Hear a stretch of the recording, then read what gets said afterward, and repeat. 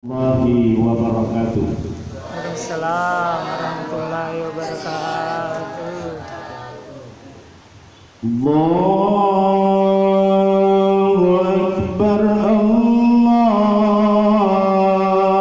Akbar, Allahu Akbar, Allahu Akbar, Allahu Akbar, Allahu Akbar, Allahu Akbar, Allahu Akbar, Allahu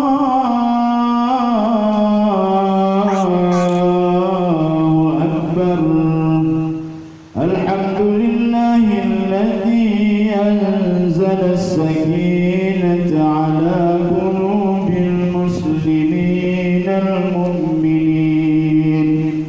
Ashhadu an la ilaha illallah al-malikul haqqul mubin wa ashhadu anna Muhammadan abduhu wa rasuluhu as-sadiqul wa'dil amin. Allahumma salli wa sallim ala sayyidina wa maulana Muhammadin al-mab'uth rahmatan lil alamin wa ala alihi wa sahbihi wal tabi'in. La hawla wa la quwwata illa billahil aliyyil azim. أما بعد فيا عباد الله أوصيكم وإياي بتقوى الله فقد فاز المتقون.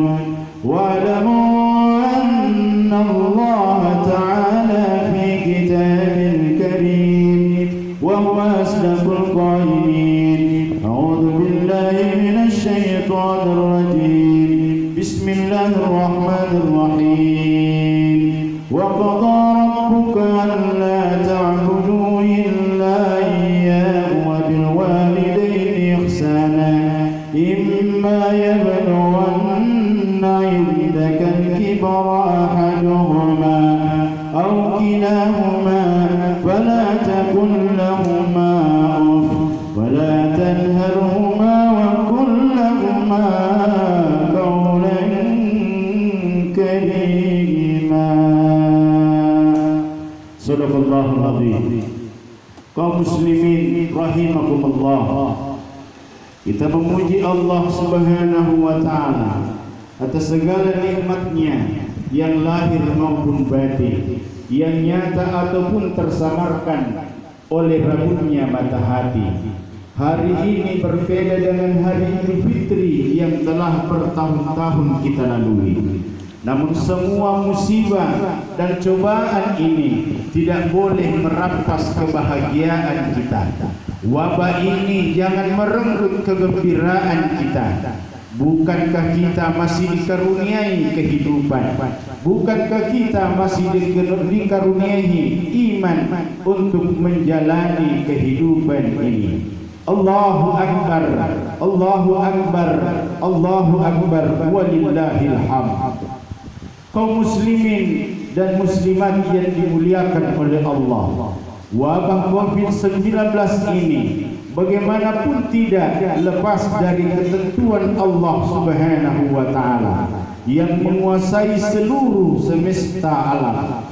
Sebagaimana firman Allah Subhanahu wa taala, la ya'zibu an mithqala dzarratin fis samawati wala fil ardh wala asgharu min dzalika wala akbaru illa fi kitabim mubin. Tidak ada yang tersembunyi baginya sekalipun seberat zarrah, baik yang di langit maupun yang di bumi. Yang lebih kecil dari itu atau yang lebih besar, semuanya tertulis dalam kitab yang jelas, Lauhil Mahfuz. Quran surah Saba ayat 3. Hal ini harus kita hadapi dengan penuh tawakal dan kecerdasan sebagai hamba yang beriman. Di antara karunia Allah pada manusia adalah ilmu pengetahuan yang seharusnya dipergunakan dengan penuh ketawaduan menghadapi setiap masalah kehidupan. Para ahli telah meneliti bahwa penyebaran wabah virus ini dapat semakin meluas dengan tidak terkendalinya kerumunan dan berkumpulnya banyak orang. Karena itu, pembatasan terhadap hal tersebut menjadi keharusan dan keniscayaan. Hadirin yang dimuliakan oleh Allah, 2 hari yang lalu saya lihat di berita memecahkan rekor Indonesia 2 hari yang lalu terjangkit virus corona hanya 1 hari 973 orang, hanya 1 hari, termasuk di rumah ibadah dan masjid-masjid kita yang tercinta. Para ulama di seluruh dunia telah mengkaji dan mendalami masalah ini. Umat diarahkan untuk tetap bersabar sementara waktu untuk sholat dan beribadah di rumah, termasuk kegiatan sholat Idul Fitri kita kali ini. Dengan kedisiplinan menjalankan prosedur ini, kita berharap Allah dengan kelembutan takdirnya segera mengangkat wabah ini dan menjauhkan dari kita sejauh-jauhnya. Amin ya rabbal alamin. Allahu akbar, Allahu akbar, Allahu akbar, walillahil hamd. Kaum muslimin rahimakumullah, setiap peristiwa pasti ada hikmahnya.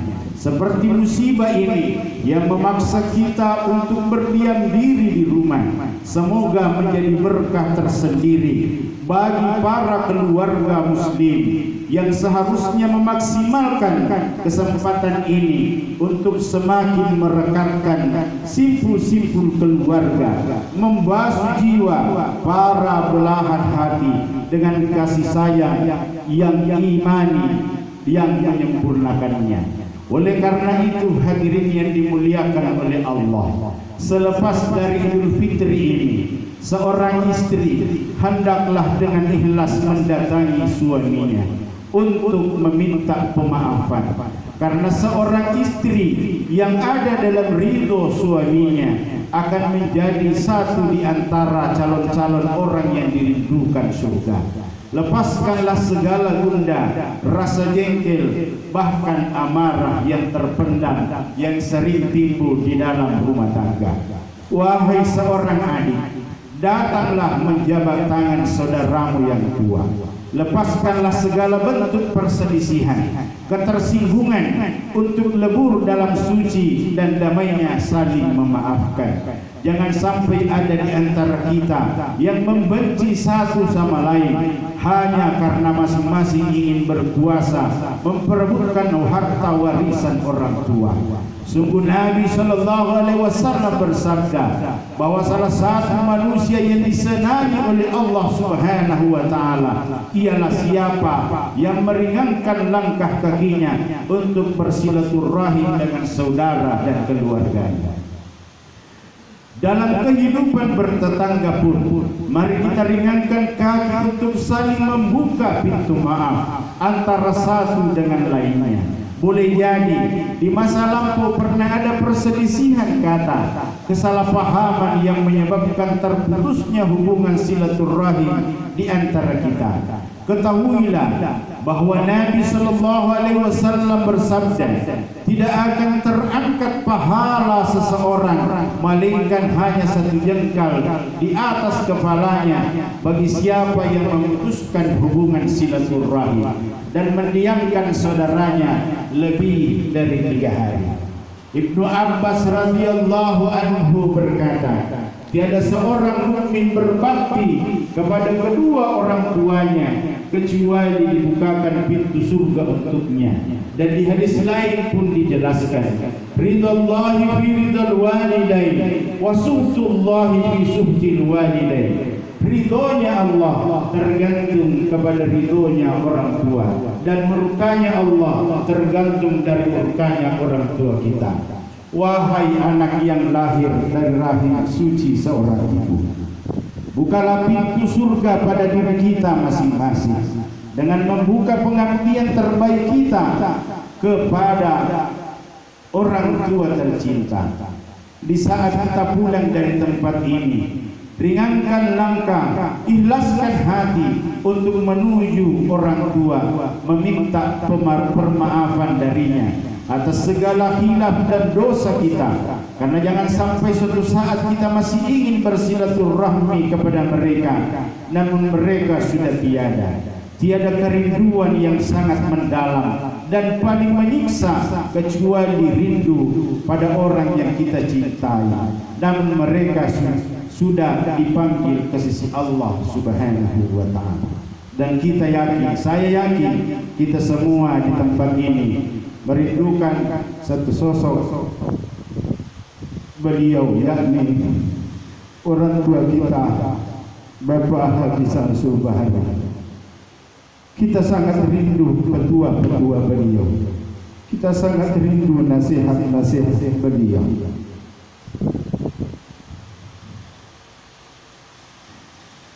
Seorang anak laki-laki yang masih umur 7 tahun bernama Adam pergi menziarahi kubur orang tuanya yang sudah meninggal. Di tepi kubur, anak itu memberi salam kepada ibunya. Assalamualaikum Bu, ucapnya pelan, nada merendah karenanya. Maaf, Adam baru sempat menjenguk ibu. Lirihnya, nafasnya tersengal, tangis pun akhirnya pecah. Ibu, apa kabar? Adam, ada kabar gembira buat ibu. Namun mata sayunya sudah mulai berembun membasahi kelopak matanya. Si Adam kecil tersentuh pilu memeluk kedua lututnya. Bu, maaf, lirihnya tertahan. Air matanya kian berlinang. Dadanya sesak sambil berkata, Adam puasanya lancar Bu. Adam anak yang malang, semua teman Adam dikasih hadiah Bu. Lirihnya seiring dengan tangannya mengusap wajahnya. Adam istimewa ya Bu, kata nenek. Adam spesial di mata Allah. Ia curahkan semua di tepi kuburan ibunya. Adam sudah berubah Bu, tidak lagi mengerepotin nenek. Nenek bilang baju Adam masih bagus semua, makanya Adam enggak beli baju baru. Kalau ibu gimana? Apakah Allah memberikan baju baru? Kalau iya, Adam mau menyusul ibu saja. Sambil menghapus air matanya dengan tangan monyetnya. Adam berbalik menghadap ke batu nisan di sebelahnya. Assalamualaikum ayah. Ia bersihkan rumputan yang mulai tumbuh di batu nisan ayahnya. Maafkan Adam ayah. Adam belum bisa menjalankan amanah yang ayah berikan. Adam masih saja cengeng, terus mengeluh, padahal ayah melarang itu semua. Hanya bisa menangisi untuk berhenti pun ia tak mampu. Adam rindu ayah, rindu bermain sama ayah. Kapan bisa diulang? Adam tidak minta sepeda. Yang Adam mau hanya pundak ayah yang bisa membuat Adam tertawa. Rintih hujan mulai terasa, awan hitam pun mulai terlihat. Anak itu pun pamit sambil memegangi batu nisan ayah ibunya. Adam pulang dulu Bu. Ayah, pulang dulu ayah. Minal aidin wal faidin. Adam sayang ayah, Adam sayang ibu. Anak laki-laki itu pun pulang dengan sejuta kerinduan. Tak ada kata yang mewakili rasa selain doa. Semoga ayah ibu bahagia di surganya. Jika kamu masih memiliki sayang yang utuh, jaga dan sayangi. Jangan sampai kalian membuat keduanya menangis, kecuali tangis bahagia karena. Sebagaimana firman Allah dalam surah Al-Isra ayat 23. Wa qadara rabbuka alla ta'budu illa iyyah wa bil walidayni ihsana imma yablughanna indakal kibara ahaduhuma au kilahuma fala takun lahuma uffin wala tanharhuma wa qul lahuma qawlan karima. Dan Tuhanmu telah memerintahkan supaya kamu jangan menyembah selain Dia, dan hendaklah kamu berbuat baik pada ibu bapakmu dengan sebaik-baiknya. Jika salah seorang di antara keduanya atau kedua-duanya sampai berumur lanjut dalam pemeliharaanmu, maka sekali-kali janganlah kamu mengatakan kepada keduanya perkataan dan jangan kamu membentak mereka. Ucapkanlah kepada mereka perkataan yang mulia. Hadirin, cobalah kita renungkan, seandainya nasib kita seperti anak laki-laki yang baru saja kita kisahkan, atau kita terlahir sudah menjadi anak yatim piatu tanpa seorang ibu dan tanpa seorang ayah. Bagaimana rasanya ketika kita sakit tanpa kedua orang tua yang mendampingi? Bagaimana kita bisa hidup nyaman seperti ini seandainya mereka tidak mendidik dan membesarkan kita? Hadirin wal hadirat jamaah Idul Fitri yang kami muliakan, dulu terjadi di masa Rasulullah sallallahu alaihi wasallam. Beliau pergi berlebaran. Waktu itu banyak anak-anak yang senang dan gembira memakai pakaian baru bersama kedua orang tuanya pergi berlebaran. Sementara di sisi lapangan ada seorang anak yang tidak ikut bergabung di barisan orang-orang berlebaran karena tidak punya pakaian yang layak untuk dipakai, dan pakaian yang sudah kusut serta compang-camping. Ayahnya telah gugur membela agama Allah Subhanahu wa taala, dan ibunya yang dulu menyayanginya dan mencintainya kini menikah lagi dan diusir pergi oleh ayah tirinya yang hanya membawa pakaian yang pakaiannya itu saja. Sang anak terus berdiri di pinggir lapangan menyaksikan orang-orang yang lalu lalang pergi berlebaran. Sesekali menghapus air matanya yang tiada henti keluar dari kelopak matanya yang membasahi wajahnya yang masih lugu dan polos. Dia berusaha untuk tegar dan tabah untuk menerima kenyataan itu. Namun perasaan haru dan sedih terus menggerogoti jiwanya. Dalam hatinya berontak, mengeluh, menangis pilu. Perlahan bibirnya bergetar dan bergumam seraya berkata, "Wahai ayah, seandainya saja engkau masih ada, maka pasti kita pergi lebaran bersama. Aku rindu dengan pegangan tangan ayah. Ayah memegang tangan kananku dan ibu memegang tangan kiriku. Kita berjalan berdampingan beriringan pergi berlebaran. Tapi kini engkau telah pergi meninggalkan aku. Engkau membiarkanku sendiri menghadapi ganasnya getirnya dan pahitnya kehidupan. Wahai ayah, seandainya saja engkau masih ada, pasti aku pun akan memakai pakaian yang baru dan layak seperti anak-anak yang lain. Tapi engkau telah tiada. Aku pun hidup sendiri sebatang kara, tak tahu arah tujuan kemana. Wahai ayah, seandainya saja engkau masih ada, pasti aku tidak akan menderita seperti ini. Setiap hari hanya makan sekali, itu pun kudapatkan dari sisa-sisa makanan orang. Wahai ayah, seandainya saja engkau masih hidup, mungkin ibu masih akan menyayangi dan mencintaiku. Tapi kini ibu menikah dengan orang lain dan menyuruhku meninggalkan rumah dengan sehelai baju dan celana yang melekat di badan ini. Akhirnya setelah Rasulullah pulang dari salat Idul Fitri, beliau lewat di dekat anak itu dan bertanya, "Wahai anakku, apa kiranya yang membuat engkau bersedih?" Sang anak pun menjawab, "Ya Rasulullah, yang membuat aku bersedih karena aku melihat anak-anak yang lain pergi salat Idul Fitri bersama kedua orang tuanya dengan memakai pakaian yang baru dan layak. Tetapi aku tidak bisa pergi salat Idul Fitri karena aku tidak punya baju dan celana yang layak. Karena ayahku telah berpulang ke rahmatullah dan aku pun tinggal bersama ibu. Tapi aku pun telah diusir dan dibuang ibu atas permintaan suaminya.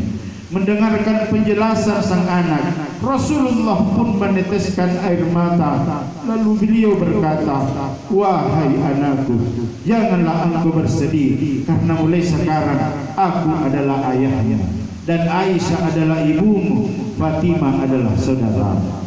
Hadirin wal hadirat jamaah Idul Fitri rahimakumullah. Demikianlah satu contoh dari sejarah yang pernah terjadi di masa Rasulullah, dan kita seyogyanya mengambil pelajaran besar bahwa begitu susahnya ketika kita sudah tak mempunyai orang tua, dan bagi kita yang masih hidup berkecukupan, jangan lupakan anak-anak yang menjadi yatim piatu.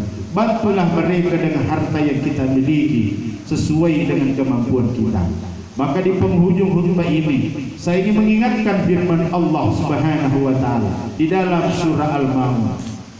A'udzu billahi minasyaitonir rajim. Bismillahirrahmanirrahim. Ara'aital ladzi yukadzibu bid-din, fadzalikal ladzi yad'u al-yatim wa la yahuddu 'ala ta'amil miskin, fawailul lil musallin. Artinya, tahukah kamu orang yang mendustakan agama? Itulah orang yang menghardik anak yatim dan tidak menganjurkan memberi makan orang miskin. Demikianlah khutbah ini. Semoga kita semua mendapatkan berkah dari kegiatan kita, dan semua amalan kita diterima oleh Allah Subhanahu wa taala. Barakallahu li wa lakum fil Qur'anil azim wa nafa'ni wa iyyakum bima fihi minal ayati wa dzikril hakim. Wa taqabbalallahu minna wa minkum tilawatahu innahu huwal ghafurur rahim.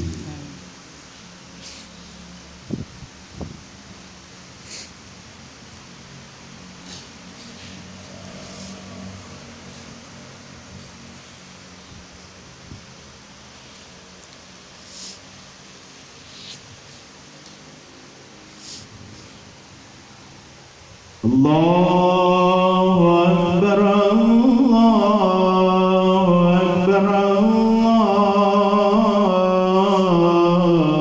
Akbar, Allahu Akbar, Allahu Akbar, Allahu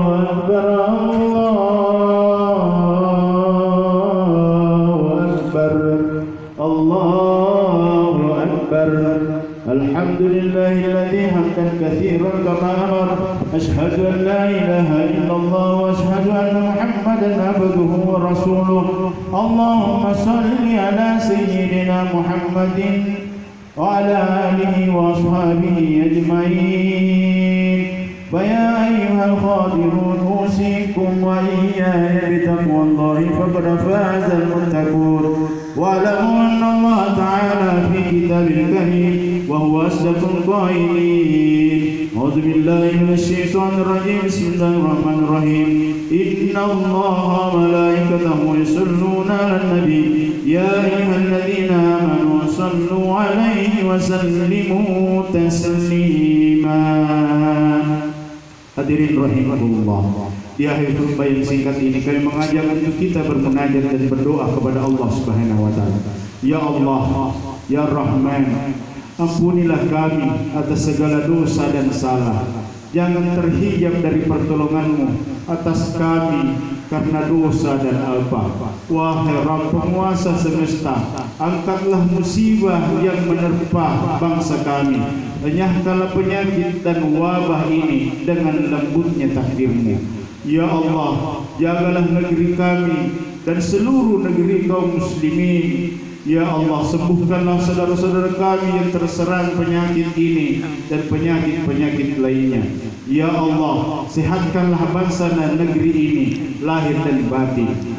Wahai Rabb yang Maha Penyayang, terimalah arwah semua saudara-saudara kami yang meninggal akibat wabah ini. Ampunilah semua kesalahan mereka, berikan ketabahan pada keluarga mereka.